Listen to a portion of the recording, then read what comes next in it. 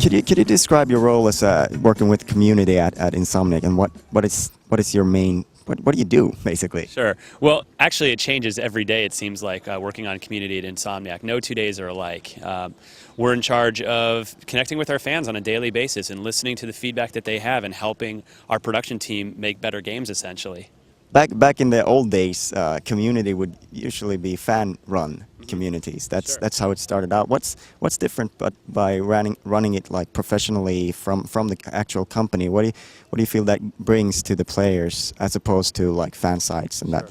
I think that when you have like a development-run community, you're kind of guiding your fans, but you're also giving them, most importantly, a real sense of ownership and feeling like they're connected to the titles that you're making. And as a result, they maybe feel like they are more apt to evangelize them to their friends and family, and in turn, that may help you sell more games one day as well. Could you give an example of where the community or your function, where you sort of channeled some idea or something, that feedback that has actually made the games better? Absolutely. At the end of Resistance Fall of Man, we were very happy with the title we had created. It was a launch title for PlayStation 3, and we were feeling very good about it. But in listening to our fans, they wanted to see online co-op. They were very adamant about that. And we took that feedback to heart. We went back to the drawing board heading into Resistance 2, figured out, well, not only how could we create and incorporate online co-op for Resistance 2, but how could we add upon that idea? How could we build upon it and make, really unprecedented online co-op and give something our fans would not only that would not only meet their expectations, but that would exceed them. And that's where you saw the 8-player class-based online co-op from Resistance 2 surface. I mean, Resistance 2 was such an undertaking in terms of scale to complete it that fast. I mean, it's, I guess that has to sort of just rock the whole studio when you had to work. Like, I mean, it's got to be three separate teams basically, do multiplayer, co-op, and the single-player campaign. Well, it's an ambitious title, no doubt, but keep in mind that Insomniac has consistently voted as one of the best places to work, whether it's throughout North America or in California or Los Angeles. So we do everything we can to help our studio balance work and life, and at the same time, we're so very passionate about games development that we kind of want to go the extra mile as well. And you mentioned that different locations. You've opened a second studio. What's the motivation behind that?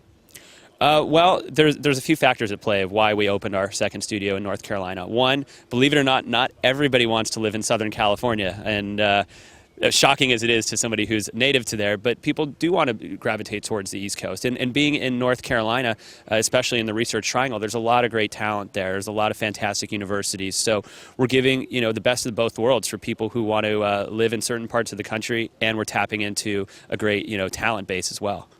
And is there a limit to like how big you can grow in one place as well? Because yeah, it's a great question. We found that you want to keep the studio like no real larger than 150 people if you can. Otherwise, the culture starts to suffer a little bit. So it was a great strategic decision for us to be able to cap our studio growth around the 150 mark and start another studio in a separate location, give them their own identity, allow them to build their own culture, as well. So is the idea for them to create their own game, or are they going to help out with games that are being created at Insomniac in Burbank, or TBD?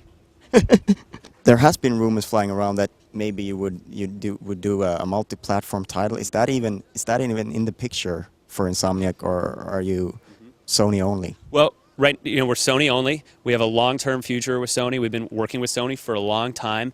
And, of course, as an independent developer, it's nice to have options. But at the same time, we have a very strong, stable relationship with Sony and have been for, years and years now. And it's got to be like a good feeling to work on just one single platform as well, because there's a lot of resources otherwise that had to go into creating the engine. Yeah, there's a lot of benefit to working with one platform exclusively. You can really dive into the hardware, and with something as powerful as PlayStation 3, there's a lot of opportunity for us to really dive deep into the code, into the parallel processing, and seeing how we can, make a better game, more game per frame, so to speak. And it's a real challenge for us, and that's the sort of challenge that we really relish.